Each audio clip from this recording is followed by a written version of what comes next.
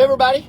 So I seen an article the other day that was talking about this year, 2024. Obviously, we've not completed it, but we are essentially on pace to have the least amount of closings in, it said, 35 years, which is pretty wild when you think basically 1990, right? I was 3 years old, born in 87. And you think of, so I just done a little bit of research, not anything that was like more than like 3 minutes of research. And it looks to me that total like single family dwellings in 1990 was somewhere around like 102 million. And in 2024, it seems like it's going to be for sure above 130 million there. So let's just call that a 30% increase in actual total houses. Since then, right? So we've had a 30% increase in actual, the amount of housing that's provided. Who knows what the population increase has been? I didn't really look up that data, but I'm sure, right, we've increased the population. We've increased the GDP, we've increased income. Now, not at the pace of what the housing market and stuff has gained, but really, I mean, everything has went up. And I know the last 2 years, especially 2023, had some record low closing numbers that I mentioned in some videos before. I think I got it right here. And so we've kind of kept that pace.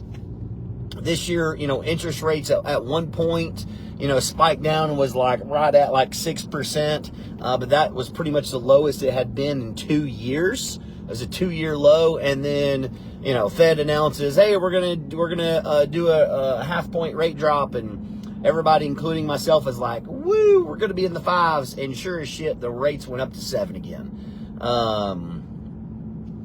Got to figure out how the game's played a little bit, and I haven't quite figured out how the mortgage rate game is played, because there's definitely people out there that's making millions of dollars on all this stuff, and I don't know how to do it. If I did, I'd share it with you. But anyways, we're probably around a 6. I think we're around 6.7, 6.8 today, something like that. So rates are still arguably kind of on the higher side. But that's probably where they've averaged out the last 2 years. It's probably been high 6s. I think it really got all the way up to an 8% at one point, was kind of the highest that it had been. And then just kind of look at the closing numbers. The average house in 1990, 35 years ago, was like $122,000. And your average house, your median, right? Because there's a difference between average and median. People get that confused. Because I know on our Monday post, we post the average. And it's like, I don't know, 450,000 or something now, average closing. But the median closing really is what most people go by and look at, and experts really use. They use the median, not the average. And I think that's around like 350, 370,000, something like that. Is for like a national average, right? So essentially, in 35 years, the market for the pricing of real estate has tripled, with inventory up 30%. So pretty wild stuff there. But really what that kind of means of going into the next year, and I feel like I say this every year at this point, there's hopes that by the end of next year, rates should be down. And I've kept saying it. Obviously, we do have a change now at the president level. However, my understanding of how the Fed works is that guy, the Fed chair, is still going to be there for another year and a half. And there's really not much that they can do about it. So whether or not they want to sabotage or not, nobody really knows.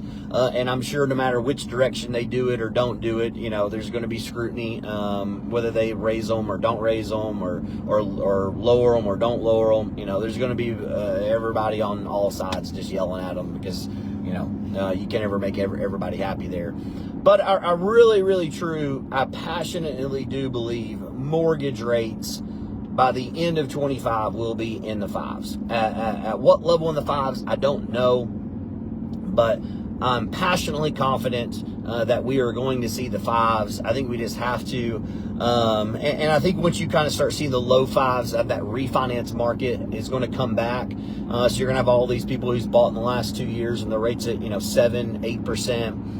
They're going to start refinancing. And I know there's a lot of agents going to be like, oh, buy now, or as soon as rates go down, prices are going to go up. you know, I'm not going to lie to you, but I don't think that that's necessarily the case. Is there going to be more competition in buying? Yes. There's going to be tons of buyers that are sitting on their house with hundreds of thousands in equity that's going to eventually sell their house. They're probably going to be willing to get a little bit less money for their house because they're potentially have the ability to buy the next house cash. So I do think we're going to see some crazy stuff, some weird stuff happen because of all of the equity that's in homes that's kind of untapped and really prevented people because if they sell, they can't afford to buy the home that they want because the rate's been high. So I think we're going to see some interesting stuff happen over the next couple years. But I think it's really impossible to kind of truly predict. You know, I think the higher price point, you know, still probably trickles down here in East Tennessee. And really that, you know, under 300, under 400,000, doesn't really have a huge impact, on the price. You probably still have that, especially under 3, probably still is going up a little bit, and it's purely because of lack of inventory. You know, I've done some videos where I was talking about the data is like, the average, you know, person here in East Tennessee, average household, you know, can afford a $330,000 house. However, when we're looking at, you know, 6,000 homes on the market, it was like only 10% of those homes were under the 300 and something thousand and could go government loan, which is probably what they would be. So it's like I mean, and coming from marketing and arguably advertising and everything being so data, I just think the data is so muddy. Sure, it kind of paints a picture, as I like to say that, but it doesn't tell the story. You got to really understand that the data is muddy to where, hey, I don't understand. Prices are still going, median prices are still going up.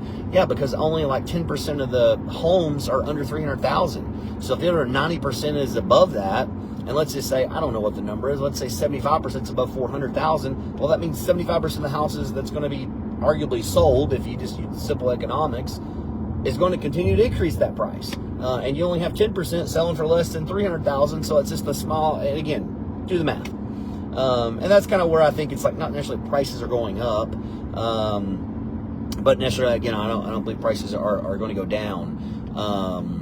And if rates do start trickling down, I think that's just the big thing is we're going to see those people sitting on their home come into the market and they've just been sidelined for so long.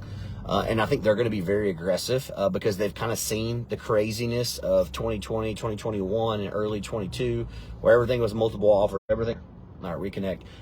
And then they've also seen this stagnant of what high interest rates do to the market, which is completely slow it down, completely, you know, in some areas wipe it out and completely drop the market out, you know, 30% losses. Like you know, that Airbnb market in Sevier County it just got destroyed.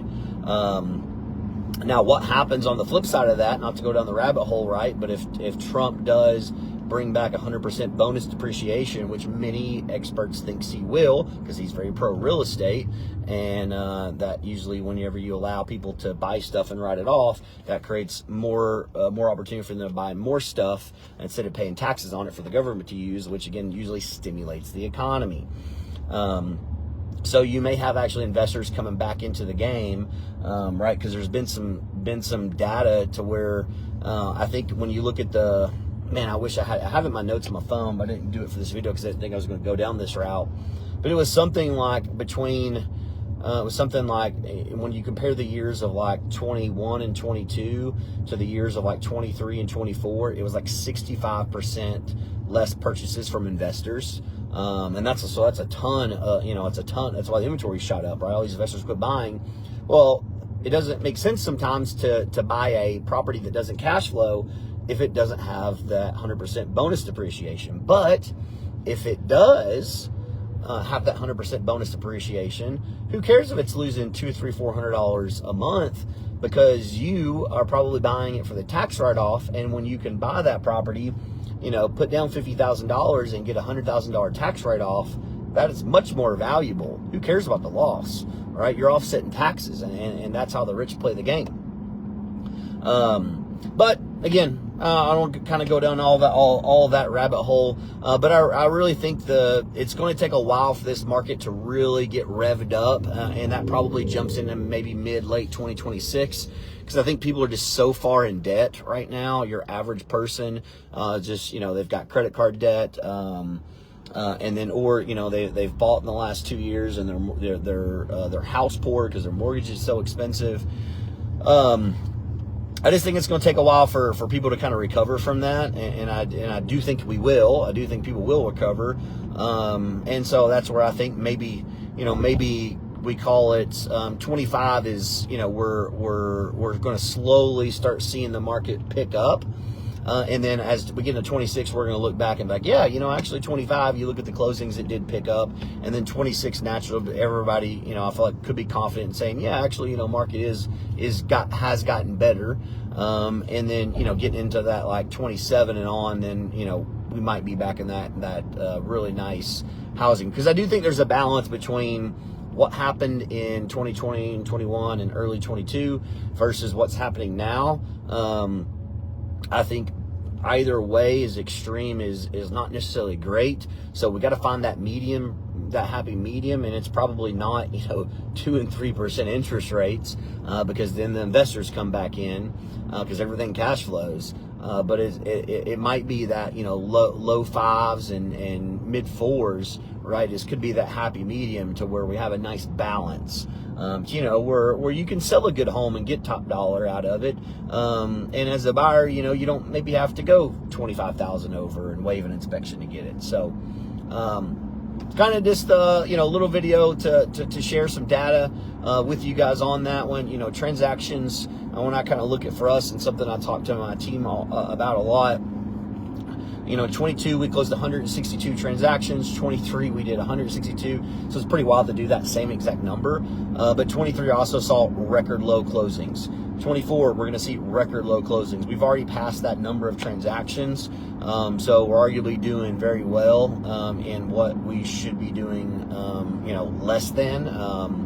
So I think that's good. And I think a lot of businesses that are involved, you think of all the businesses involved in a real estate transaction, and all the hands in the pots from, brokers and lenders and front desk people and title people and front desk people there and processors, and insurance companies, and inspectors and appraisers, right? I mean, one real estate transaction is really putting food on the table for tons and tons of people there. So when those transactions are low, there's people have got less and less and less. But as always, guys, if you ever have questions, feel free to holler. But hopefully, we're here in the next couple years. We're doing videos and we're talking about record number of closings versus record low amount of closings.